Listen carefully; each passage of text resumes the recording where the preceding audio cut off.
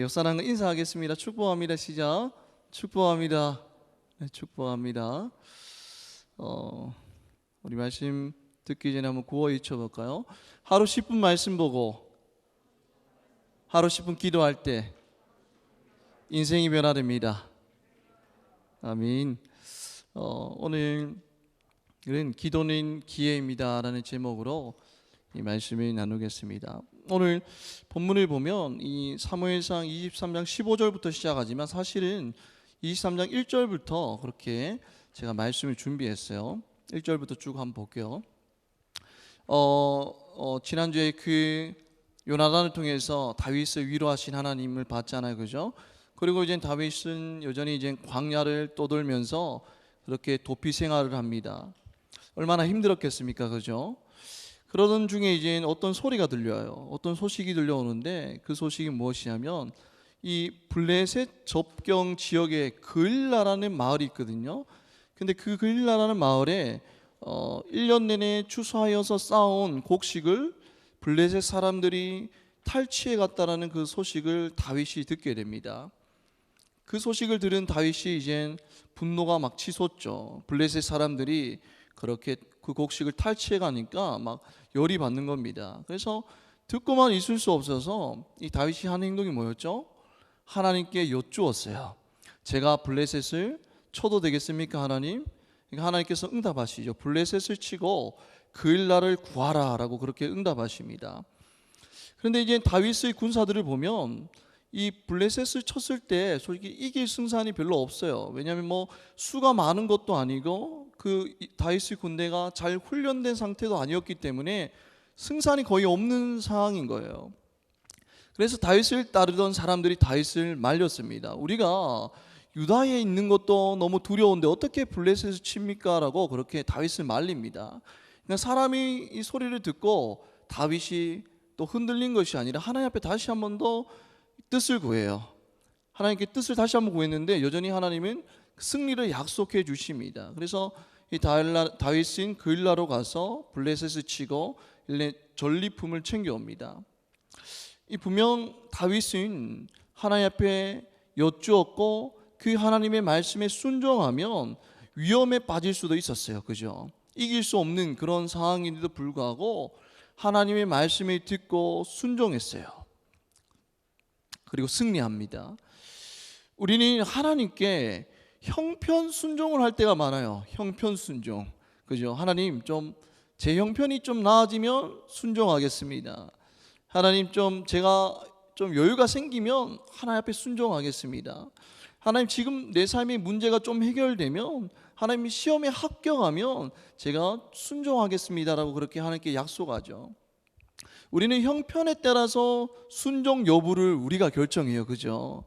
그러나 여러분들 예수님은 형편을 보면서 순종하지 않았어요. 이 잔을 내게 거두소서라고 말할 정도로 너무나 심적으로 힘든 그런 상황이었지만 그럼에도 그 상황에 그 하나님이 주신 십자가의 사명에 순종하며 나아갔죠. 아브라함에게 그 100세 때 얻은 그 소중한 아들 이삭을 하나님께서 요구하실 때 하나님 이거 너무 귀한 아들이라서 좀 나중에 하겠습니다라고 하지 않고, 물론 아브라함도 너무나 마음이 찢어졌겠죠. 너무나 늦은 나이에 하나밖에 없는 아들이기 때문에 너무나 귀했을 거예요. 그러나 하나님이 말씀하실 때 비록 마음은 아팠지만 즉각적으로 순종합니다. 여러분들 형편에 따라서 순종하는 것은, 그 순종 여부를 결정하는 것은 진정한 순종이 아니라는 거예요. 어떤 형편일지라도, 비록 순종하기 어렵다 할지라도 하나님이 말씀하실 때 즉각적으로 순종하는 것이 진정한 순종인 거예요. 다윗이 그 순종을 하였다는 것입니다. 그리고 승리하게 되죠. 그렇게 이제 다윗이 위험을 무릅쓰고 순종해서 블레셋과의 싸움에서 이기고 나서 이제 그일라 사람들을 구합니다. 그런데 이제 이때 또 문제가 발생해요. 그때 이제 다윗이 그일라에 온 사실을 누가 꼬지른 거예요. 누구에게? 사울에게 이제 꼬지른 겁니다. 밀고 한 거죠. 그래서 사울은 이 소식을 듣고 너무 좋아합니다. 하나님께서 나에게 다윗을 넘기셨구나라고 막 좋아합니다. 분명 다윗은 기도하고 순종했어요. 그런데 돌아오는 건 뭐예요? 위기예요. 사울의 공격을 받을 위기입니다. 이게 첫 번째 위기입니다. 근데 이 위기 가운데서 또 다윗은 무엇을 하죠? 기도를 해요. 11절에서 12절에 보면 다윗은 두 번이나 재차 여쭙습니다. 그일라성 사람들이 정말로 저와 제 부하들을 사울에게 넘겨주겠습니까? 여호와께서 말씀하시죠. 그들이 넘겨줄 것이라고 말씀합니다. 두 번이나 재차 묻고 하나님이 응답을 듣습니다. 이제 피하지 않으면 이게 죽을 수밖에 없는 그런 상황인 거예요. 그죠? 그래서 다윗은 이렇게 기도를 하고 이 600명 정도 되는 부하들을 이끌고 이제 그일라를 떠나서 광야로 도망을 나옵니다. 기도하고 이제 결정한 행동이죠. 그죠? 그런데 기도하고 결정했는데 지금 다윗의 상황은 어떻죠? 다윗에게는 몇백 명의 사람이 있었다고요? 600명의 사람들이 있었어요. 근데 이 600명의 사람이 뭐 이렇게 막 이렇게 훈련된 군사들이 아니라 뭐 환난 당한 자, 빚진 자, 막 억울함을 당한 자들이 모여든 사람이 600명이에요. 자, 봅시다. 다윗이 기도하고 나서 그일라에서 어디로 갔다고요? 광야로 갔어요. 여러분, 그런데 광야는 아무것도 없는 곳이에요. 아무것도 없는 곳에서 600명의 양식을 구하는 것조차도 너무 쉽지 않은 그런 상황입니다.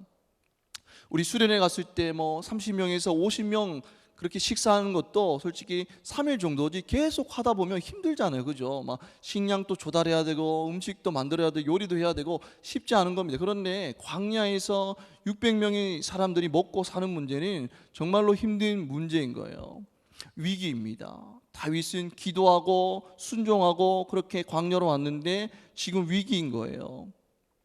결과는 광야입니다. 아무것도 없는 광야인 거예요. 거기서 이제 600명을 먹여 살려야 됩니다. 그런데 더 큰 위기를 만나게 돼요. 19절에 보면 10사람들이 사울에게 다윗이 숨은 곳을 알려줍니다. 아까 전에도 그일라에서 사람들이 꼬질러서 사울에게 들켰는데 또 위기를 맞이하는 거예요. 10사람들이 사울에게 다윗이 숨은 곳을 알려줘요. 근데 10사람들은 정말 이 유다 지파거든요. 이 다윗 편인데도 이렇게 다윗을 배신하고 사울에게 다윗이 숨은 곳을 알려준 거예요. 완전 다윗은 이제 위기인 거예요. 이 꼼짝없이 사울에게 잡힐 수밖에 없는 그런 상황입니다. 자, 볼게요. 아까로 거슬러 올라가서 다윗은 분명 기도하고 순종했잖아요. 그죠? 근데 그 결과는 뭐죠? 광야에서 더 큰 위기를 자꾸 겪게 됩니다. 이 사울의 군대가 이제 그 후에 쫓아와서 다윗의 군대를 막 포위합니다. 근데 이 다윗의 군대는 뭐 사람들은 600명 정도 뭐 억눌린 자, 환난난 자, 빚진 자들이지만 이 사울은 특수부대원이었어요. 한 3,000명 되는 특수부대원이었어요. 아주 훈련된 군사들이었어요. 근데 그 군사들이 이제 쫓아와서 그 사울의 포위망에 다윗의 일행이 잡히기 직전입니다. 또 이런 상황 가운데서 다윗은 정말 이 다윗을 따르는 그 사람들 안에서 의심이 들었을 거예요. 다윗의 지도력을 의심했을 것입니다. 절대적인 위기인 거죠. 내부적으로나 뭐 외부적으로 위기입니다. 근데 기도하고 순종했는데도 광야에서 여전히 오히려 최악의 상황을 맞이한 거예요. 정말 최악이지 않습니까? 하나님께 기도하며 순종했는데 결과는 위기예요. 죽을 수밖에 없는 위기입니다. 광야로 내몰린 거예요. 성경을 보면 이 광야는 고난을 상징해요. 고난. 아무것도 먹을 것이 없는 것. 고난을 상징하는데, 여러분들, 우리는 기도하면 내 삶의 광야가 사라질 것이라고 기대하고 기도하잖아요. 그죠? 기도할 때 하나님 제발 좀 내 앞에 있는 고난 좀 사라지게 해주세요라고 기대하면서 그렇게 기도하지 않습니까? 그런데 기도하는데도 여전히 내 앞 가운데, 내 산 가운데 메마른 광야가 있을 때, 그 메마른 광야가 나를 가로막고 있을 때, 아무것도 없는 그 광야, 누구의 도움도 받을 수 없는 그 광야, 고난이 끊이지 않는 그 광야가 내 삶을 가로막고 있을 때 여러분들은 어떻나요, 마음이? 대부분 이 광야에서 좌절하고 믿음을 포기하고 맙니다. 하나님 살아계신 거 맞습니까? 하나님 살아계신 거 맞고 나의 아버지신데 내가 기도하면 도와주셔야 되는데, 지금 당장 도와주셔야 되는데 왜 내 삶 가운데 광야가 끊이지 않죠? 라고 우리는 하나님을 의심할 때가 있어요. 그리고 더 나아가서 여기서 믿음을 잃고 떠나는 청년들도 있습니다. 우리 삶 가운데에서 이 광야, 이 고난은 저주같이 느껴져요. 나를 너무 괴롭히고 힘들게 하는 저주같이 느껴질 때가 있다는 것입니다. 그런데 그 광야, 아무도 없는 광야, 누구의 도움도 받을 수 없는 그 광야가 과연 저주일까요? 오늘 본문을 보면 다윗은 그 광야에서 하나님의 역사를 경험하게 됩니다. 16절에 보면 이제 이 광야에서 이 다윗이 사울에게 막 쫓기는데 또 지난주에 등장한 사람이 또 나타나요. 누구죠? 요나단이 등장합니다. 요나단이 등장해서 정말 사울에게 쫓기느라 심신이 지쳐있는 그 상태에서 다윗에게 요나단이 나타납니다. 그리고 16절에 보면 이렇게 말씀하고 있어요. 그에게 하나님을 힘있게 의지하게 하였는데 라고 말씀하고 있습니다.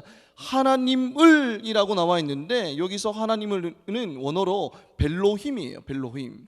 근데 이 벨로힘이 뜻이 뭐냐면 하나님으로 말미암아라는 뜻이에요. 하나님으로 말미암아라는 뜻입니다. 그러니까 요나단이 다윗을 격려하고 힘을 붙돋아 준 것은 단지 그냥 요나단의 인간적인 마음이 아니라 하나님으로 말미암아 한 일인 거예요. 다시 한 번 더 설명하면 이 하나님이 요나단을 통해서 그 사건에 개입하시고 힘들고 지쳐있는 다윗에게 힘을 불어 넣어주신 거예요. 누가 했다고요? 하나님이 한 거예요. 우리 눈으로 보면 요나단이 다윗을 격려한 것 같지만 누구로 말미암아? 하나님으로 말미암아 하나님이 요나단을 통해서 다윗을 격려했다라는 것입니다. 우리는 인생의 광야에서 하나님을 붙들고 있기만 한다면 하나님께서 사람을 보내주셔서 도우시는 그 은혜를 경험하게 됩니다. 모세도 그렇잖아요, 그죠? 하나님 부르셨는데 자기는 그 사명을 감당할 수 없을 것 같아요. 말도 잘 못하고. 그러니까 형 아론을 붙여주시고 또 누이 미리암을 붙여주시죠. 그리고 또 장인어른 이도를 붙여주셔서 그 많은 백성들을 재판할 지혜를 주십니다. 하나님은 그 광야에 있는 그 하나님 있는 자에게 그냥 내버려 두시는 것이 아니라 사람을 붙여서 도우시는 은혜를 경험하게 된다는 것입니다. 광야에서 이런 사람을 통해서 도우시는 하나님을 경험했고, 두 번째는 어떤 도우심을 경험했냐면 26절에 있습니다. 26절에 보면 이 다윗과 그의 사람들을 예어싸고 잡으려 함이었더라라고 하는데, 지금 이젠 이 다윗과 다윗의 군대와 사울의 군대가 추격전을 막 벌이고 있는 거예요. 산 한 개를 두고, 바위산 한 개를 두고 서로 막 다 보이는 거예요. 그리고 추격전을 벌입니다. 다윗은 도망가고 사울의 특수부대 3,000명은 다윗의 군대를 쫓아가고 있습니다. 근데 이게 상대가 안 되잖아요, 그죠? 특수부대한테 어떻게 상대가 됩니까? 결국에는 그 사울의 포위망에 갇혀버리게 됩니다. 이젠 도관의 든지예요. 이거는 뭐 게임 끝인 거예요. 이젠 잡히기 직전입니다. 그런데 27절에 보면 이렇게 말씀하고 있어요. 전령이 사울에게 와서 이르되 급히 오소서 블레셋 사람들이 땅을 침노하나이다 라고 말씀하고 있어요. 그러니까 지금 이 바로 잡을 수 있는 상황인데 지금 어떤 일이 일어났죠? 블레셋이 쳐들어와서 급히 사울이 되돌아가야 하는 상황인 거예요. 기가 막힌 타이밍 아닙니까? 지금 그냥 잡기만 하면 끝나는 건데 그 타이밍에 누가 쳐들어왔더라고요? 블레셋이 쳐들어와서 지금 돌아가야 하는 상황인 거예요. 다윗이 가장 위태로운 상황 가운데, 죽을 수밖에 없는 그 위기 가운데 하나님께서 개입하셔서 블레셋 군인들로 통해서 이스라엘을 공격하게 하시고 사울을 돌아가게 하신 것입니다. 뭐죠? 정말 생각지도 못한 방법으로 도우시는 하나님을 경험했어요. 다윗은 어디에서? 광야에서 상황을 역전시키시는 그 하나님을 경험하게 됩니다. 아까로 돌아갈게요. 다윗은 분명 기도하고 순종했잖아요. 결과는 광야에 내몰려서 사울에게 죽을 수밖에 없는 그런 상황을 맞이하게 됩니다. 그러나 그 죽음의 위기 앞에서 내가 아무것도 할 수 없는 그 광야에서 다윗은 누구를 만났죠? 하나님을 만나게 돼요. 하나님의 은혜를 경험하게 됩니다. 내가 생각지도 못한 방법으로 도우시는 하나님의 역사를 경험하게 되었다는 거예요. 하나님을 믿지 않는 자들에게는 광야는 저주예요. 왜 내게 이런 고난이 있는지, 끊이지 않는지 저주잖아요, 광야는. 그러나 기도하는 자에게 광야는 하나님의 역사를 경험할 수 있는 기회인 거예요. 기도하는 자에게는 광야는 하나님의 역사를 경험할 수 있는 기회인 것입니다. 내가 아무것도 할 수 없는 그 광야가 바로 살아계신 하나님의 역사를 경험할 수 있는 기회인 것이죠. 저는 이스라엘에 가보지는 못했지만 광야에 대해서 많이 들어봤습니다. 책도 읽고 그랬는데 이스라엘의 그 광야는 예측 불허의 상황이 도사리고 있는 곳이에요. 이 기온차가 낮과 밤의 온도차가 심하고 또 날씨는 언제 변할지도 모르고 또 한순간에 광야의 폭풍이 불어오면 여러분 위험해요. 그리고 광야에는 뭐가 많죠? 야수들도 많고 뱀들도 그렇게 많습니다. 그래서 이 잠자는 텐트를 이 야수가 둘러싼다면, 뱀들이 둘러싼다면 여러분 살아남을 수 없는 곳이에요. 그리고 우리는 배가 고프면 밤에도 편의점 갈 수 있잖아요, 그죠? 근데 광야에는 아무것도 없어요. 이 광야는 우리를 죽일 수 있는 수많은 방법이 널려 있는 곳이에요. 바로 그것이 광야입니다. 아무도 의지할 수 없는 곳, 그것이 바로 광야죠. 근데 그 광야는 하나님의 도우심이 없으면 생존 자체가 불가능한 곳이에요. 그런 곳에 누가 있었다고요? 다윗이 있었습니다. 우리 인생의 그 광야에서 우리는 삶의 고난 앞에서 우리 한계를 마주하게 돼요. 이젠 더 이상 소망이 없어. 이제 내가 할 수 있는 것이 없어. 나의 능력은 끝이야, 바닥이야 라고 우리는 광야 가운데서 한계를 마주하게 됩니다. 그러나 그 광야에서 나의 한계가 곧 하나님의 시작인 거예요. 다윗이 사울 앞에서 한계를 느꼈을 때에 하나님의 역사가 시작되었듯이 마찬가지로 우리가 고난 앞에서 광야 앞에서 한계를 느낄 때 그때가 곧 하나님의 역사의 시작인 것입니다. 모세가 하나님의 말씀에 순종하고 드디어 이 이스라엘 백성들을 이끌고 출애굽을 합니다. 그런데 출애굽할 당시에 이 이스라엘의 인구가 몇 명이었죠? 200만 명 정도라고 학자들은 추측하거든요. 대구 인구가 한 몇만 명이죠? 250만 정도 되나요? 거의 대구 인구만 해요, 그죠? 그 수많은 사람들이 이렇게 모세 한 명만 믿고 출애굽을 합니다. 그런데 이 출애굽을 하는데 열심히 걸어가는데 뭐가 있어요? 홍해가 그들을 가로막고 있어요. 여러분들 이제 막다른 골목이 끝이에요. 이제 여러분들 하나님 말씀에 순종해서 출애굽하였더니 여러분들 결과는 뭐예요? 지금 홍해가 가로막고 있고 그 뒤에는 뭐가 쫓아오고 있어요?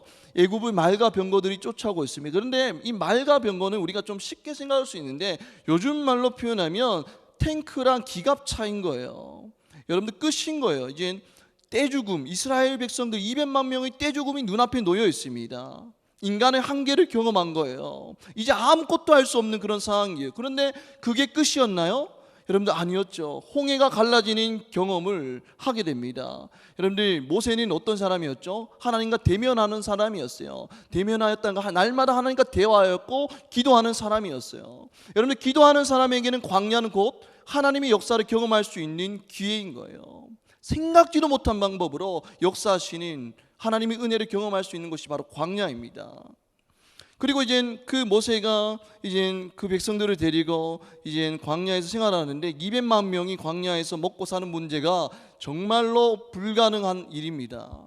여러분들 인간의 한계인 거예요. 어떻게 200만 명이 아무것도 없는 그 광야에서 먹고 살 수가 있습니까? 그런데 그들이 아무것도 할 수 없을 때 그때 뭐가 시작되었죠? 하나님의 역사가 시작되었어요. 만나와 메추라기를 만나와 메추라기 먹이시는 하나님, 반석에서 물을 주시는 하나님, 하나님의 역사를 경험하였다는 것입니다. 광야에서 이 이스라엘 유다 사람들이 이제 예수님 말씀을 들어요. 예수님 말씀을 너무 달콤해서 듣다가 이제 배가 고픈지도 모르고 시간 지나갔는데 이제 배가 너무 배고파 오기 시작합니다. 그래서 예수님이 제자들에게 말하죠. 너희가 먹을 것을 주어라.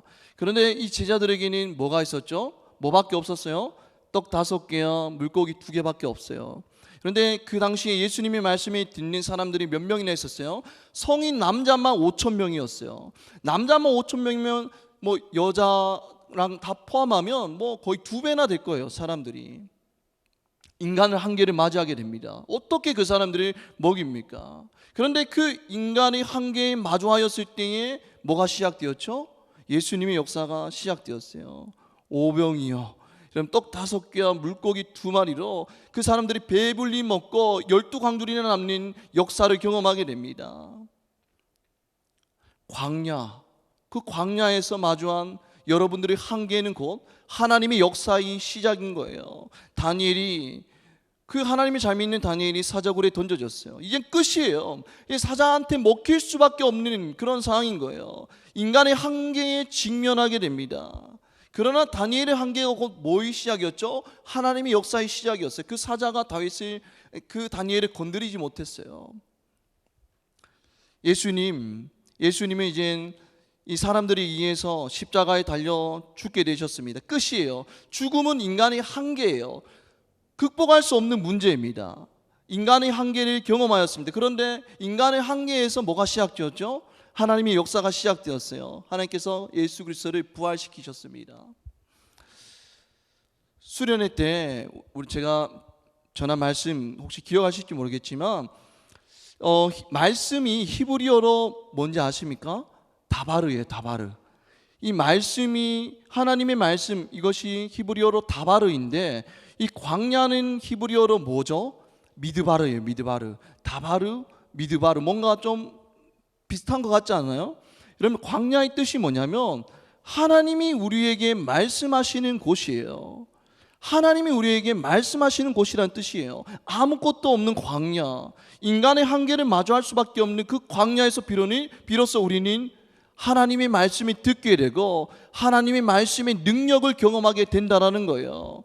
여러분들, 미드바르, 믿지 않는 자들, 하나님 믿지 않는 자들에게는 미드바르는 저주의 곳이지만 여러분들, 하나님 믿는 자들에게는 미드바르는 하나님의 말씀, 다바르를 들을 수 있는 축복의 장소인 거예요. 그렇기 때문에 여러분들이 지금 광야를 거닐고 있습니까? 그 광야에서 더욱더 하나님의 말씀을 들을 수 있고 하나님의 말씀의 능력을 경험할 수 있기 때문에 그 광야가 축복인 거예요. 기도해도 광야는 찾아옵니다. 그러나 기도하는 자에게 광야는 더 이상 저주가 아니라 하나님의 역사를 경험할 수 있는 기회로 바뀌게 된다는 것입니다. 여러분들의 삶이 지금 광야에 있습니까? 정말 아무도 나를 도와줄 수도 없고 너무나 막다른 골목에 처해 있습니까? 여러분, 당장 그 광야에서 다른 어떤 것들 하지 말고 기도하시기 바랍니다. 기도하는 광야는 더 이상 위기가 아니라 기회인 거예요. 어떤 기회? 하나님의 역사를 경험할 수 있는 기회라는 거예요. 시간이 흘러서 이젠 다윗은 이제 원래는 쫓기던 사람이었잖아요, 그죠? 이젠 근데 또 끝은 있어요, 그죠? 이 시간이 흘러서 다윗은 결국 왕이 됩니다. 이 왕이 되어서 이스라엘을 통일시키고 이스라엘을 강성대국으로 만듭니다. 그 이스라엘 주변에 있는 나라들이 이 이스라엘을 건드릴 수 없을 만큼 정말 강한 그런 나라가 돼요. 그런데 이 다윗이 왕이 되었잖아요. 통일 왕이 되었습니다. 그런데 그 왕이 될 수 있었던 것은 뭐 때문이었죠?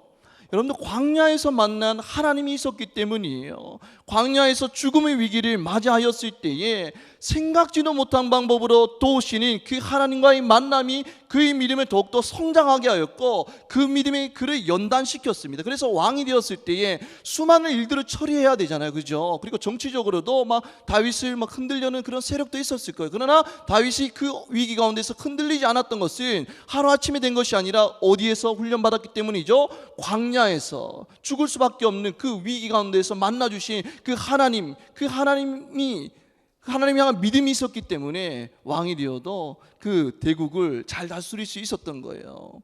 그렇게 여러분들 광야, 여러분들 인생 앞에 있는 그 광야는 저주가 아니라 하나님을 만날 수 있는 축복인 거예요. 말씀을 맺겠습니다.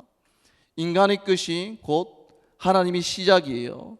인간의 절망은 하나님의 기회입니다.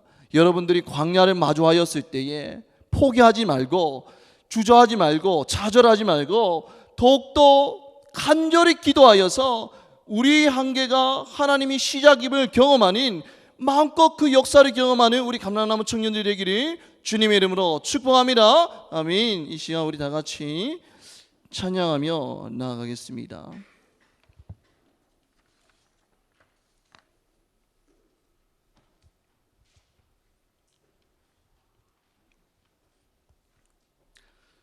오늘 우리가 다 같이 찬양할 것은 광야를 지나며예요.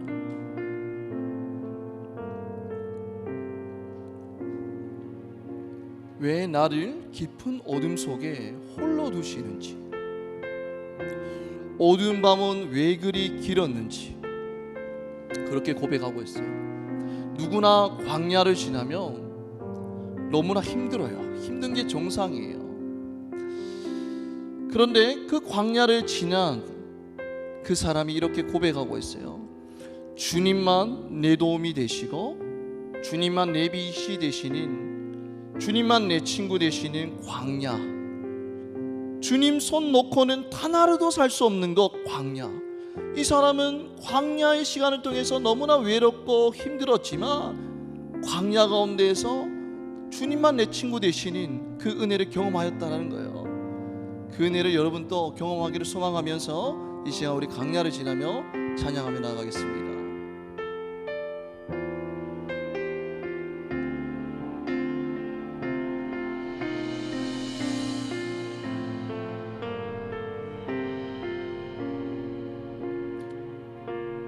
왜 나를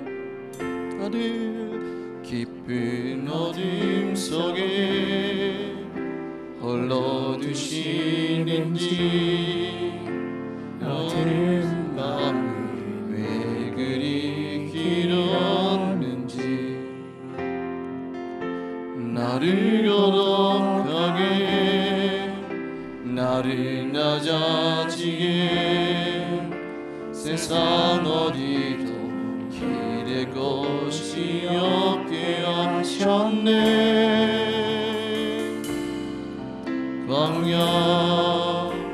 광야에 서인 다시 한번 고백하겠습니다. 왜 나를 깊은 어둠 속에 홀로 두시는지, 어두운 밤 왜 그리 길었는지, 나를 거룩하게 나를 낮아지게 세상 어디도 기댈 곳이 없게 하셨네.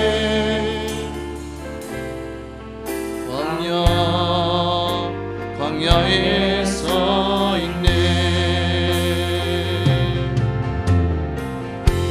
주님만 내 도움이 되시고 주님만 내 빛이 되시니, 주님만 내 친구 되시는 광야. 주님 손 놓고는 단 하루도 살 수 없는 것 광야.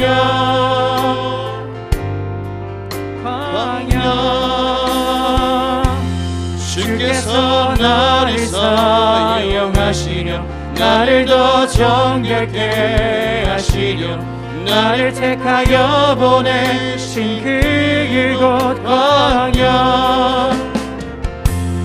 성령이 내 영을 다시 태어나게 하는 곳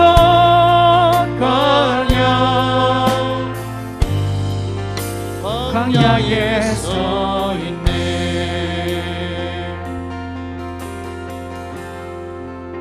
내 자가 산산이 깨지고 높아지려 했던 내 꿈도 주님 앞에 내어놓고, 오직 주님 뜻만 이루어지기를, 나를 통해 주님만 드러나시기를.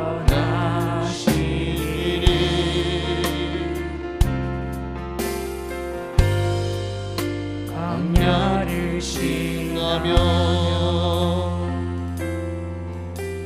다윗은 기도하는 사람이었어요.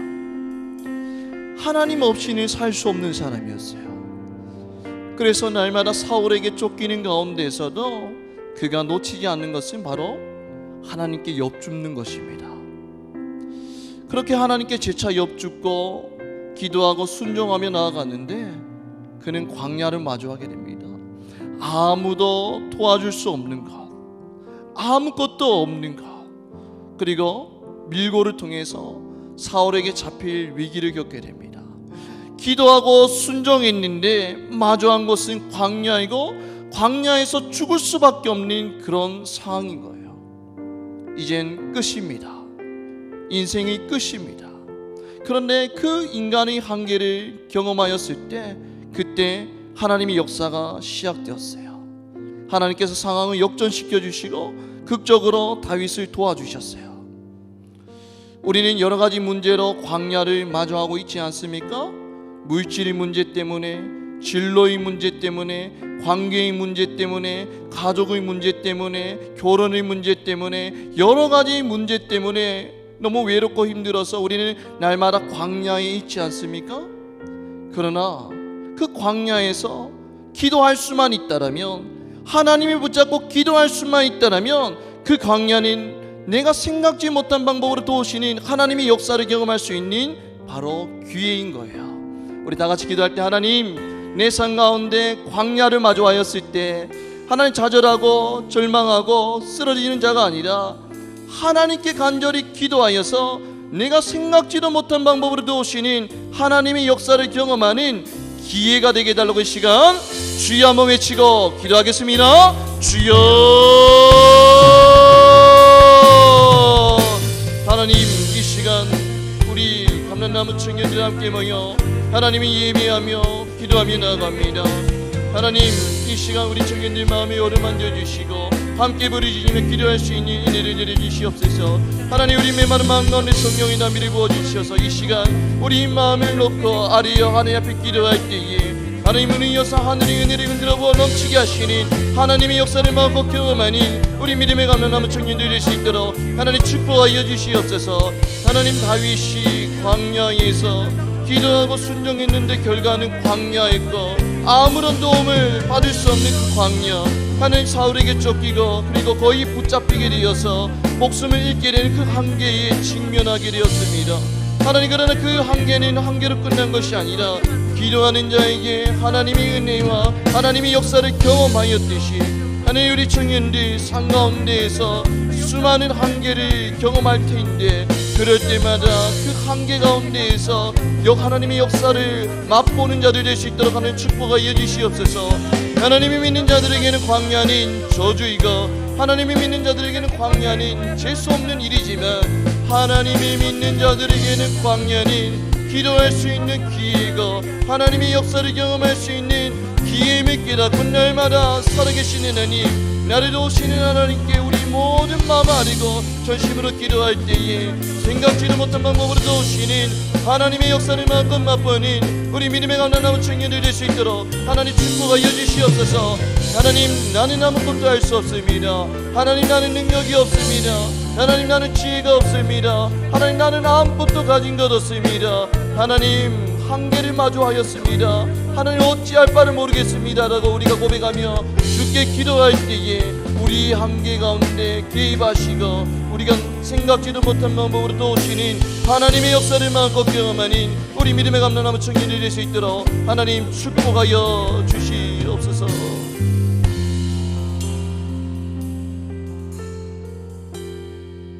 우리 모든 죄를 위해서 사람들에게 조롱받고 사람들에게 채찍질 당하며 십자가에서 피 흘리신 그 예수님, 이젠 끝입니다. 십자가에 달려 죽으셨어요. 모든 사람들이 이젠 끝이라고 생각했습니다. 그래서 예수 그리스도를 따르는 제자들도 예수님이 십자가에 달리신 것을 보고 흩어졌죠. 인간의 한계예요. 더 이상 소망은 없습니다. 그런데 인간의 한계가 한계로 끝난 것이 아니에요.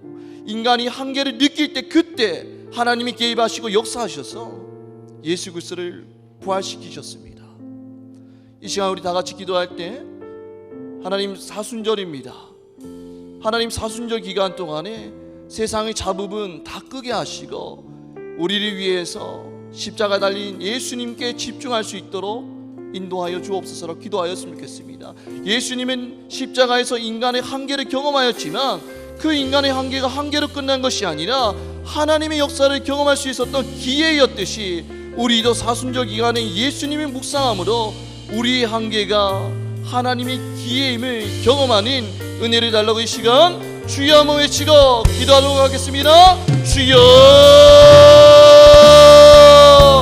하나님, 이 시간 우리가 함께 모여 하나님께 간절히 기도하며 부르짖으며 나아갑니다. 하나님, 우리를 위해서, 죄인을 위해서 이 땅에 오시고 수많은 사람들의 조롱을 당하셨으며 채찍질 당하셨으며 그렇게 고통받으셨으며 모욕당하신 그 예수님께서 십자가에 달리셨을 때에 하나님, 그 인간의 한계를 경험하였던 예수님을 묵상하게 하여 주시옵소서.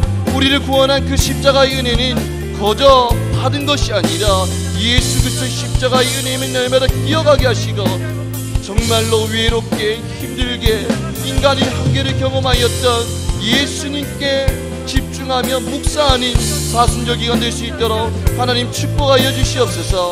그러나 예수님은 십자가에서 인간의 한계를 경험하셨지만 인간의 한계가 한계로 끝난 것이 아니라 하나님의 놀라운 역사의 시작이었듯이 하나님, 우리 청년들도 사순절 기간에 예수님의 묵상함으로 말미암아 우리 한계를 느끼게 하시고 그 한계가 하나님의 역사의 시작임을 깨닫게 되는 은혜를 내려주시옵소서. 그래서 가는 곳곳마다 우리를 맡고 있는 광야가 더 이상 저주가 아님을 깨닫게 하시고 광야에 우리가 하나님께 간절히 기도할 수 있는 기회임을 깨닫게 하시고 그 광야에서 하나님을 간절히 찾으며 기도할 때에 정확한 하나님의 타이밍에 하나님의 손길로 하나님의 방법으로 도우시는 하나님의 역사를 마음껏 맛보니 우리 믿음의 감당나무 청년들이 될 수 있도록 하나님 축복하여 주시옵소서. 그리하여서 하나님, 그 광야의 기간이 끝났을 때에 하나님이 나를 만나 주셨고 하나님이 역사하셨습니다. 하나님 홀로 영광 받아 주옵소서라고 고백하며 가는 곳곳마다 하나님의 역사를 선포하며 간증하는 간증의 주인공들이 될 수 있도록 하나님 축복하여 주시고 그리하여서 하나님, 우리 감람나무 청년들을 통하여서 세상에 믿지 않는 자들이 살아계신 하나님 능력의 하나님을 경험하고 예수 그리스도께로 돌아오는 은혜도 내려주시옵소서.